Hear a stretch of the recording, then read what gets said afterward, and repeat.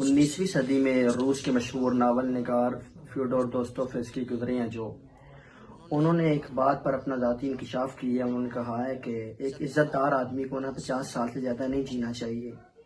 تو بظاہر دیکھا جائے تو بات بہت غلط کی ہے انہوں نے، لگتا ایسے ہے، لیکن معنوی لحاظ سے دیکھا جائے تو ان کی بات بالکل ٹھیک ہے. کیونکہ آج کل جو معاشرہ چل رہا ہے، بزرگوں کی کوئی حیثیت نہیں ہے، کوئی حیثیت نہیں دی جا رہی بزرگوں کو. تو ساری کی ساری وجہ اس کی جو ہے وہ دین سے دوری ہے، دین سے بالکل اجتناب کیا ہوا ہے سب نے.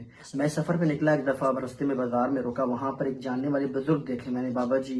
ان کو میں نے کچھ ہدیہ دیا تو بات چیت چل پڑی. میں نے کہا کہ یہاں تک کیسے پہنچے نا، یہ تو آپ پہلے سائیکل چلاتے تھے، کچھ بیچتے تھے آپ.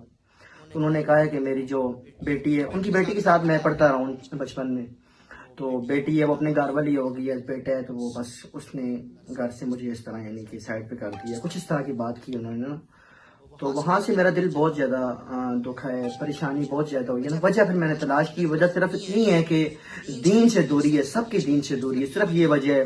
وگرنہ دین سارے کا سارا بزرگوں کا، بڑوں کا احترام سکھاتا ہے. قرآن میں بھی آتا ہے، سورہ بنی اسرائیل میں ہے کہ وَقَضَىٰ رَبُّكَ أَلَّا تَعْبُدُوا إِلَّا إِيَّاهُ وَبِالْوَالِدَيْنِ إِحْسَانًا وَقُلْ رَبِّ ارْحَمْهُمَا كَمَا رَبَّيَانِي صَغِيرًا. قرآن ہمیں بڑوں کا احترام سکھاتا ہے. جب آپ دین سے دور ہو جائیں گے، کوئی چیز بھی نہ آپ کو اچھائی نہیں کرنے دے گی، ہر جگہ آپ کے لیے ذلت ہوگی.